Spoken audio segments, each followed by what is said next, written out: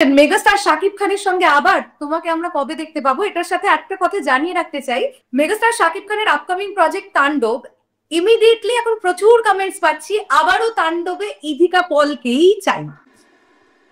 নিতু হচ্ছে আমার কাছে এখন অব্দি সব থেকে এক্সপেরিমেন্টাল একটা ক্যারেক্টার, যেটার দুজন মানে ভীষণ ভালো অভিনেতার পাশে কাজ করা, একটা হচ্ছে শাকিব খান, একটা হচ্ছে যিশু সেনগুপ্ত।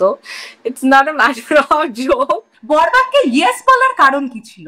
বরবাদকে ইয়েস বলার অনেকগুলো কারণ আছে। মানে প্রিয়তমাতে আমরা মেগাস্টার শাকিব খানের সঙ্গে তোমায় জুটি বাঁধতে দেখতে পেয়েছিলাম, তারপরে আবারও বরবাদে। তো মেগাস্টার শাকিব খান, প্রিয়তমা এবং বরবাদ এই দুটো ছবিতে কতটা আলাদা, তুমি কি ফিল করলে?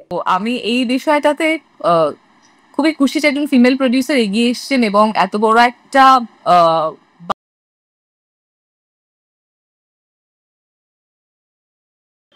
বরবাদ সিনেমায় আরিয়ান মির্জা বলেছিলেন, নিতু শুধুই আমার, নিতুরে না পাইলে আমি পুরা দুনিয়া বরবাদ কইরা দিতে পারি। আর দর্শক আমাদেরকে বলেছেন যে নিতুর ইন্টারভিউ না পাইলে পুরা চ্যানেল বরবাদ করে দিতে পারি।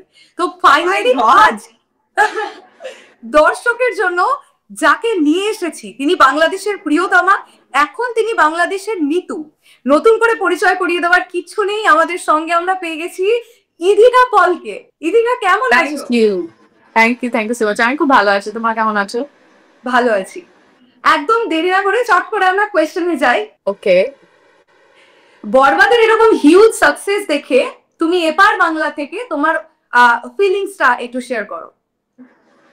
আমি অ্যাকচুয়ালি প্রথমেই যেটা সবার আগে আমার মনে হয় কোট আনকোট করে বড় বড় ভাষায় বলতে চাইবো, সেটা হচ্ছে আমি ভীষণ মিস করছি। আমি খুব মিস করছি। আমার খুব মনে হচ্ছে যে যদি আমার পক্ষে এখন এক্ষুনি যাওয়াটা সম্ভব হতো, আমি এক্ষুনি গিয়ে জাস্ট দর্শকদের রিয়াকশনটা দেখতে চাইতাম যে কেমন লাগছে। আজকেই আমাদের শেরিনের সঙ্গে আমার কথা হচ্ছিল কিছুক্ষণ আগে, তখন আমরা ডিসকাস করছিলাম যে যদি পসিবল হতো আমি এক্ষুনি গিয়ে, আমি যেরকম প্রিয়তমাতে লোকের অথেন্টিক রিয়াকশনটা নিয়ে এসেছিলাম, আমি এক্ষুনি গিয়ে ডিসগাইজ হয়ে আবার সেই অথেন্টিক রিয়াকশনটা হয়তো নিয়ে আসতাম যে কেমন লাগছে। বাট এটা পসিবল হচ্ছে না, তো তার জন্য আমি খুবই দুঃখিত। কিন্তু আমার খুব খুব খুব ইচ্ছে করছে যে গিয়ে সবার সঙ্গে দেখা করতে এবং সবার থেকে রিয়াকশনটা নিতে। তুমি দুই বাংলার লাকি চার্ম, যে প্রজেক্টটি সাইন করছো সেটাই ব্লকবাস্টার। আচ্ছা, এটা রহস্যটা কি বলতো? এটা রহস্য দর্শক। আমি লাকি চামচাম কিছু নই, এটা হচ্ছে দর্শক। এতদিন ধরে না, আমরা অনেক দিন ধরে অ্যাকচুয়ালি ভাবছিলাম যে কোনো কমার্শিয়াল ছবি কেন আসছে না, কোনো কমার্শিয়াল ছবি দেখছি না। মাঝখানে একটা টাইম ছিল যখন সবাই বলতো যে কমার্শিয়াল ছবি চলবে না, কমার্শিয়াল ছবি চলে না, ফ্যামিলি ওরিয়েন্টেড ছবি চলে। আমি একদম বলছি না যে ফ্যামিলি ওরিয়েন্টেড ছবিগুলো খারাপ বা সেগুলোর মধ্যে কোনো মানে সেগুলো মানুষ দেখেনি বা দেখবে না। অবশ্যই দেখবে, কারণ ফ্যামিলি ওরিয়েন্টেড প্রচুর ছবি, ভীষণ ভালো ভালো ছবি বেরিয়েছে, তো সেগুলো মানুষ অবশ্যই দেখবে। কিন্তু তার পাশাপাশি আমার মনে হয় ছোটবেলা, মানে আমরাও ছোটবেলা থেকে কমার্শিয়াল ছবির ওপরে কিন্তু আমাদের একটা আলাদা ভালোবাসা অলরেডি আছে। তো সেটা এখন আবার হঠাৎ করে মানুষ দেখতে পেয়েছে। আর আমাদের সবার মধ্যে একটা সেই ব্যাপারটা ছিল যে কমার্শিয়াল ছবি আবার চলবে কিনা। তো দর্শক অ্যাকচুয়ালি আমাদেরকে রং প্রুফ করেছে যে এই ভাবনাটা যে কমার্শিয়াল ছবি চলবে না, তারা আমাদেরকে ঠিক প্রমাণ করেছে যে হ্যাঁ, তোমরা যদি ভালো ছবি বানাও ডেফিনেটলি সেটা চলবে। তো এইটা লাকি চার্ম দর্শক আমাদের, আমরা কেউ কিচ্ছু নই। কিছুদিন আগে তুমি খাদানে কাজ করলে, তারপর বরবাদ। যদি বাংলা সিনেমার নিরিখে দেখি, দুটো সিনেমার বাজেটই বেশ ভালো।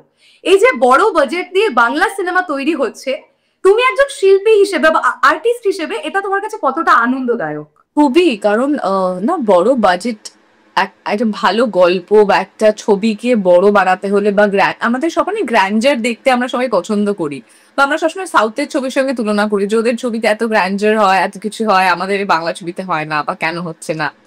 সো আমরাও যদি এখন যেরকম একটা ছবি আমরা একটা বাজেট নিয়ে বানিয়েছি, সেটা দর্শক আমাদেরকে ভালোবাসা দিয়েছে, দর্শক আমাদেরকে হেল্পও করছে কিন্তু পরের ছবির বাজেটটা তুলে দিতে, যাতে আমরা এরপরে এটা ডাবল বাজেট দিয়ে একটা ছবি ভাবতে পারি।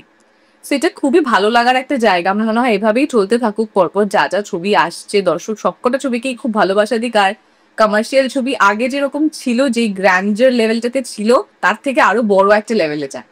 বরবাদ দেখার পর দর্শকের একটাই বক্তব্য, নিতুর দুর্দান্ত পারফরমেন্স। এই যে একটার পর একটা ছবি করছো এবং নিজেকে অভিনয়ের দিক থেকে এতটা পরিণত করছো, এটা কিভাবে? অ্যাকচুয়ালি না আমি ভীষণ আমি ঠিক জানি না, মানে আমি খুব একটা অত কিছু ভেবে আমার মনে হয় আমি স্ক্রিনে অভিনয় করি না। আমার ভীষণভাবেই মনে হয় যে যখন এই স্ক্রিপ্টটা পাই আমি খুব চেষ্টা করি যে ওই স্ক্রিপ্টটার ক্যারেক্টারের মতো করে নিজেকে তৈরি করতে। আমি ছোট্ট এক্সাম্পল দিয়ে তোমাকে বলি, আমি আগে যখন টেলিভিশনে ছিলাম আমি নেগেটিভ ক্যারেক্টার করতাম, তো সবাই আমাকে খুব বলতো নেগেটিভ ক্যারেক্টার তো এরকম খারাপ বাজে এই সেই হ্যান ত্যান, বাট আমি অলওয়েজ যখন চরিত্রটা পেতাম আমি ভাবতাম যে এই ক্যারেক্টারটা negative positive grey pink purple আমার কাছে কিছু না, এই চরিত্রটার একটা ক্যারেক্টারিস্টিক্স আছে, এই চরিত্রের একটা মেন্টালিটি আছে, একটা ধারণা আছে, তো আমাকে সেটা অ্যাডপ্ট করতে হবে, সেটা অ্যাডপ্ট করে আমাকে এই চরিত্রটা পোর্ট্রে করতে হবে। তো আমি তারপর যতগুলো ক্যারেক্টারে আমি এখন অব্দি টাচ, খুব ভালো ভালো চরিত্র আমি পেয়েছি, যতগুলো চরিত্র পেয়েছি, আর নিতু তো মানে নিতু হচ্ছে আমার কাছে এখন অব্দি সব থেকে এক্সপেরিমেন্টাল একটা ক্যারেক্টার, যেটার দুটো আলাদা শেড, আর সেই দুটো আলাদা শেডের দুটো আলাদা রকম মজা, সেই দুটো একই ছবিতে সেই দুটো বিষয় একসাথে বজায় রাখা, আর তার পাশাপাশি দুজন মানে ভীষণ ভালো অভিনেতার পাশে কাজ করা, একটা হচ্ছে শাকিব খান, একটা হচ্ছে Jishu Sengupta. It's not a matter of joke, but আমি খুব চেষ্টা করেছি যাতে ভালো করে কাজটা করতে পারি, বা দর্শক ভালোবাসা দিচ্ছে এটা ভেবে আমি খুব খুশি। আমরা বরবাদ দেখেছি খুব খুব সৌভাগ্যবশত, এবং স্পেশালি ইন্টারভেল পয়েন্টের আমার আগে, এই সৌভাগ্যটা এখন অব্দি হয়নি। ইন্টারভেল পয়েন্টের আগে না জাস্ট নড়ে উঠেছি, এটা কি হলো, এতটা সারপ্রাইজিং ছিল। বরবাদকে ইয়েস বলার কারণ কি ছিল? বরবাদকে ইয়েস বলার অনেকগুলো কারণ আছে, মানে বরবাদ নো বলার কোনো কারণ ছিল না, পুরো গোটা বরবাদটা ইয়েস বলারই কারণ। তো ওই প্রজেক্টটা মনে হয় শুধু আমি কেন, আমার জায়গায় যদি অন্য যে কেউ পেতো, নো যে বলতো না, কেউ নো বলতো না, সবাই ইয়েসই বলতো। এখনো অব্দি যতজন পরিচালকের সঙ্গে কাজ করলে প্রত্যেকেই প্রায় নতুন।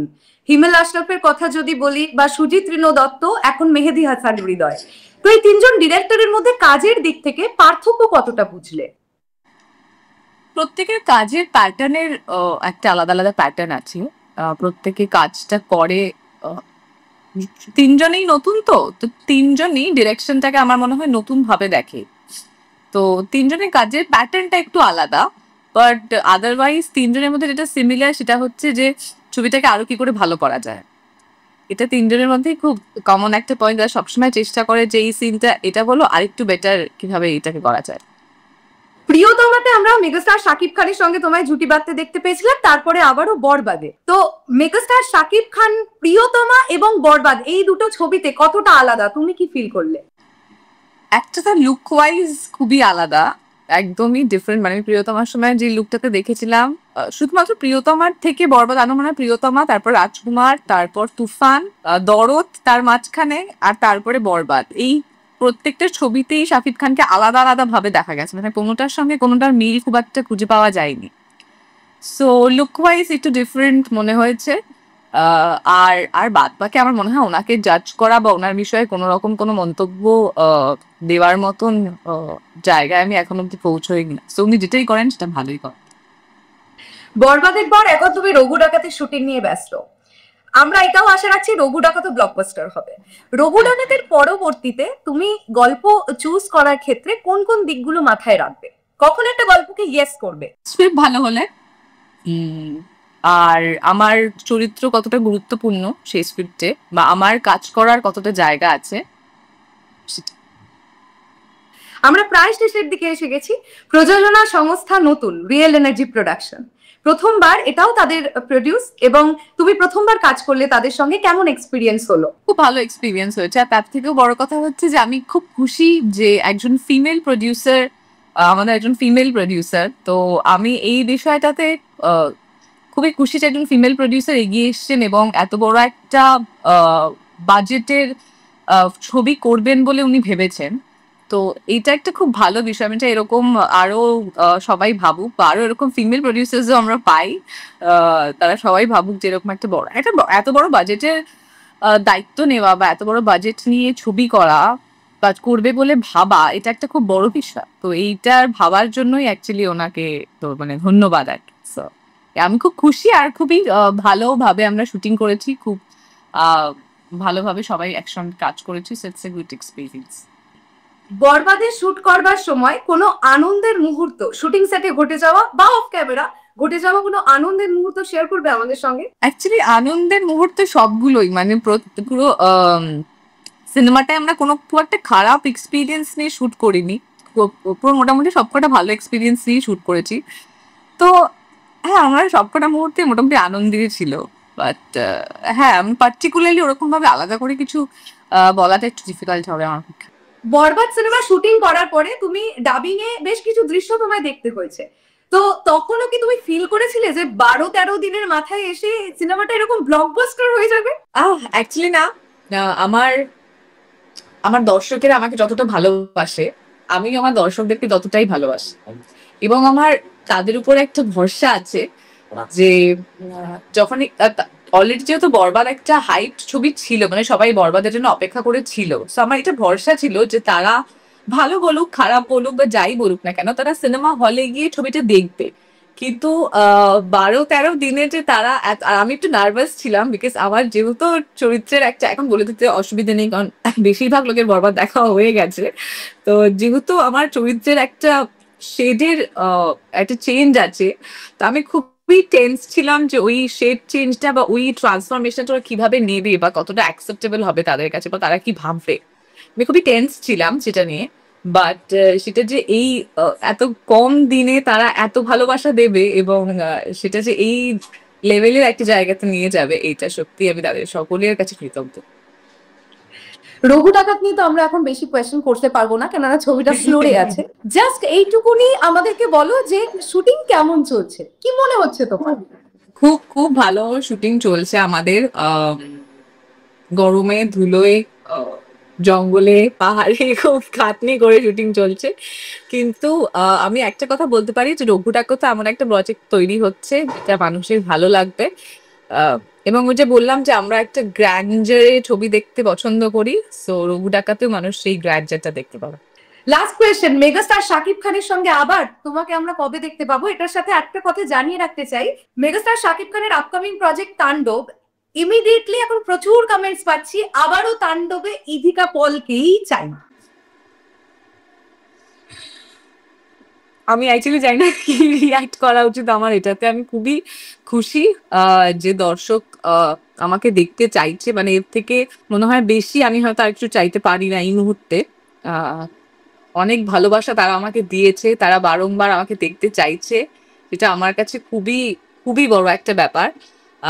তবে হ্যাঁ, শাকিব খানের সঙ্গে কাজ করার আবারও আমার ইচ্ছে ডেফিনেটলি আছে, কারণ ওনার সঙ্গে যতবারই কাজ হয় বা প্রত্যেকটা আলাদা প্রজেক্টে ওনার সঙ্গে আলাদা আলাদা রকম এক্সপিরিয়েন্স গ্যাদার করতে পারি। প্রত্যেকটা প্রজেক্টে একটা মনে হয় আলাদা কিছু শেখা গেল। সো সেটা আমি মিস করতে চাই না, অবশ্যই আমি চাই আবারও ওনার সঙ্গে একটা ভালো কাজ করতে, যেখানে আবারও দর্শক অনেক অনেক অনেক ভালোবাসা দেবে। বাট কবে কাজটা হবে সেটা আমার মনে হয় শাকিব খানকে জিজ্ঞেস করতে হবে।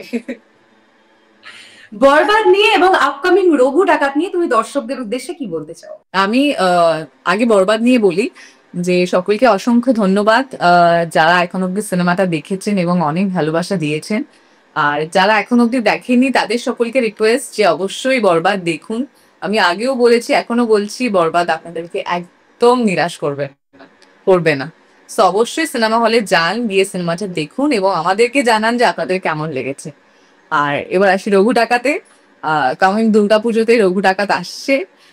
রঘু ডাকাতও আমি নিশ্চিত করে বলতে পারি আপনাদের নিরাশ করবে না। সো দুর্গাপুজো আর বাদ বাকি যাই বাঙালির প্ল্যান থাকুক না কেন, বাঙালির সেই বাকি প্ল্যানিং এর মধ্যে যেন রঘু ডাকাতও থাকে। সো রঘু ডাকাত অবশ্যই দেখুন, নিশ্চয়ই ভালো লাগবে। Thank you so much Idhika. Thank you so much Roshali. Thank you. তোমার সঙ্গে তোমার কাছে আমি আরো একজনকে থ্যাংক ইউ দিতে চাই, তিনি হচ্ছেন রিমা। আমি কদিন ধরে প্রচুর জ্বালিয়েছি, তাদের মেসেজ করেছি। হ্যাঁ, তো এক্সট্রিমলি সরি, কারণ ইন্টারভিউটা ছিলাম। Thank you so much. ভালো থেকো। ভালো থেকো তুমি, ভালো।